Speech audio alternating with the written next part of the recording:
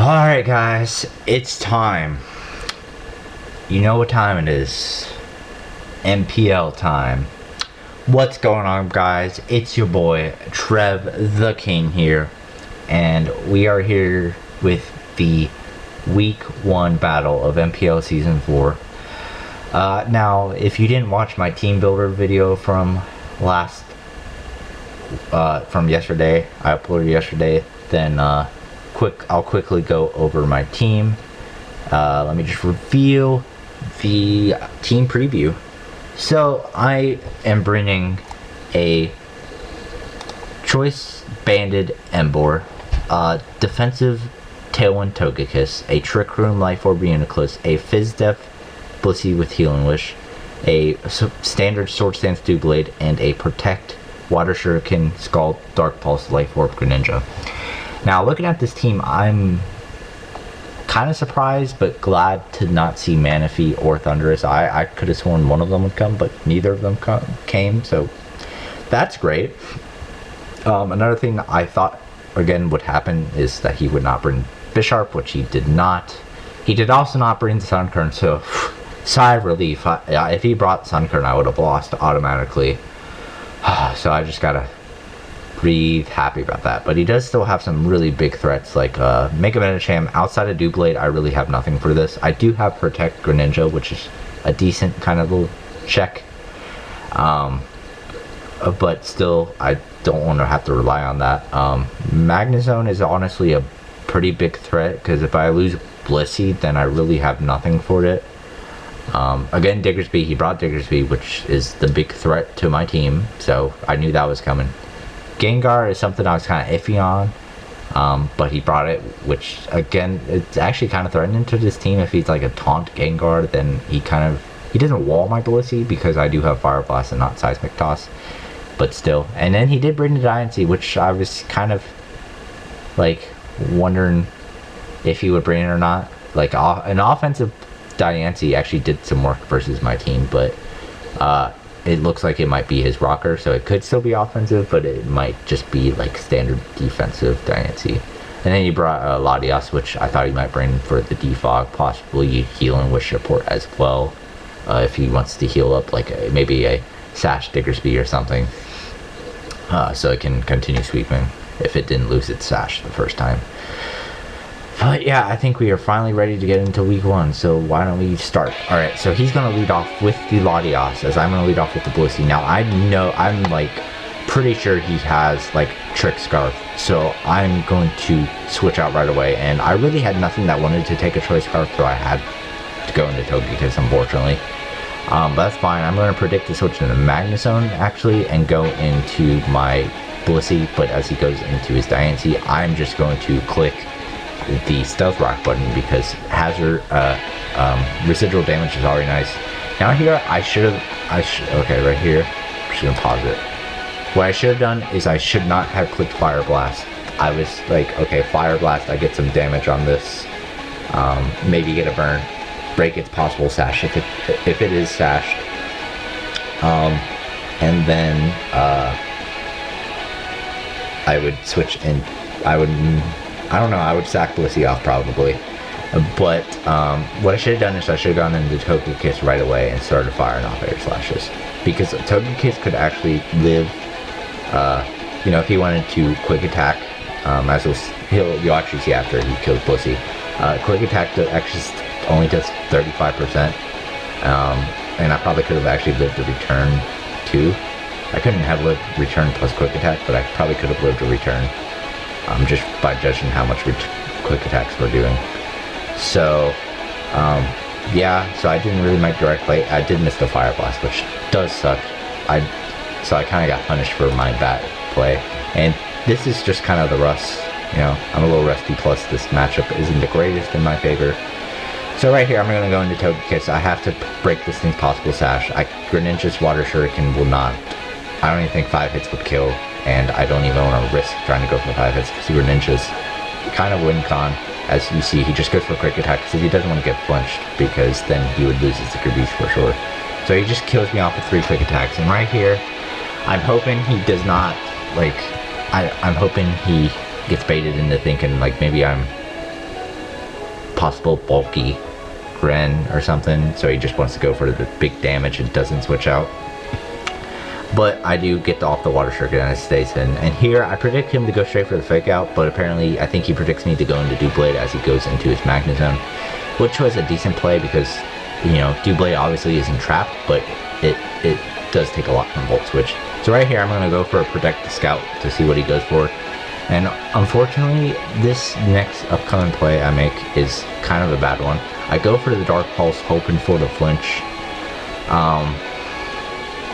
What I should have done, probably, I mean, it's kind of hard at this point because if he was actually analytic, which I think he might have been, I'm not sure, because I really don't have, there's really no need for Magna Pull unless he forgot that Doublade can't be drafted because it's a ghost type, so that's a possibility. But like if he was analytic, he 2-hit KO'd, I believe, everything on my team, and he wasn't in range of Adamant, Shadow Sneak, and I don't have Sucker Punch with Embor. So, and I wasn't Scarfed on board either, so, yeah. So I go for the Dark Pulse there, hoping for a flinch. If I get the flinch, then I'm actually in a really good position. Unfortunately, I do not get the flinch, and I just die to a T-Bolt. And I am in a very bad position. I am down 5-3, and all my mons left are pretty slow. Even Embor is the slowest here. Now, here I should have clicked Head Smash. As you see, Flare Blitz a shit ton of damage. I get the burn. But if I had clicked Head Smash, he really had no switch-ins. His best switch-in was a full health Magna Zone, but it was at 34%, so, and he was in on it already, so if I'd clicked Head Smash, I would have been in a way better position, because now he has basically a full health Magna Zone again. So I'm basically forced to click Flare Blitz here, because again, I have no switch-ins to this thing now that Blissey is gone. So right here, I'm just going to click Flare Blitz, and I'm kind of fortunately, but unfortunately, I do miss out on the 2-hit KO with Flare Blitz. I actually got like a pro roll on that Flare Blitz. Now right here, I have a few plays after Embor dies.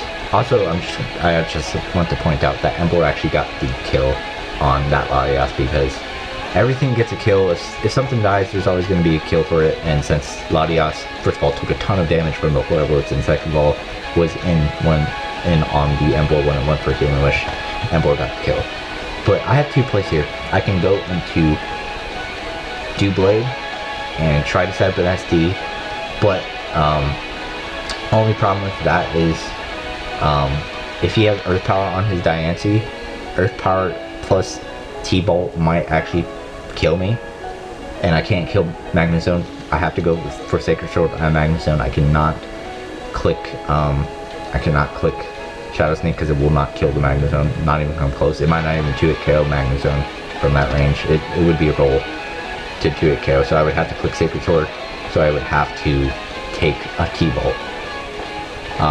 One thing he could do also would have been, if he didn't have Earth Power, he could have also Volt switched out, but if I predicted that once and go for a Shadow Sneak, then his Magna Zone will die between another Rock's entry and the previous Shadow Sneak damage. So again, so that's one option. I have Doublade. If I set up an SD and play it right, I can actually win with Doublade at this point.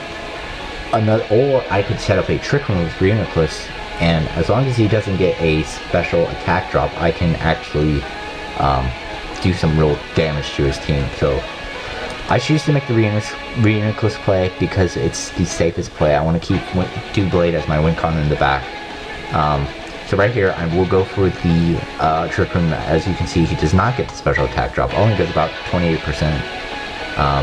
So I am free just to fire off a Side Shock. So Reuniclus gets its first kill of the season.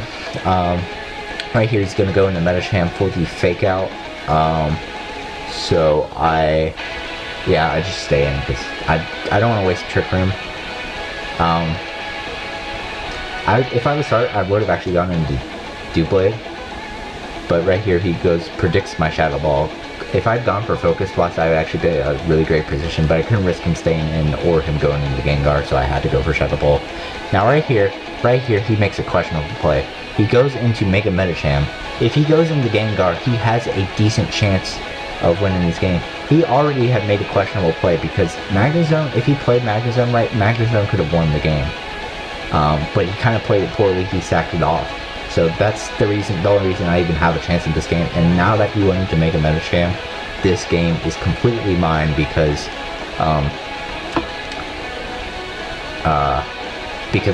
now he has to. Okay, he has two options. He has to try to kill off my Reuniclus, or he has to hope like I make a double into Doublade to try to preserve a 2-0 win. And I really have no reason to do that, so I'm okay with him killing my Reuniclus because I would get a free SD with Doublade, and I would win the game at that point, unless he was Ghost versus Fairy Gengar. But right here, he actually does try to predict me to go into Doublade. It was an okay play, but I really had no reason to risk it. And I just click Shadow Ball. Reuniclus gets its third kill of the game. I'm very happy for you, Reuniclus. You put in work. You weren't even on the original Rough Draft team, and now you're putting all the work.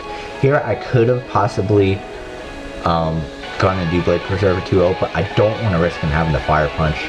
Depending on his spread, he might be able to live an Adamant Shadow Sneak if he has like some bulk, which he might, and I can't take the risk that he has Fire Punch.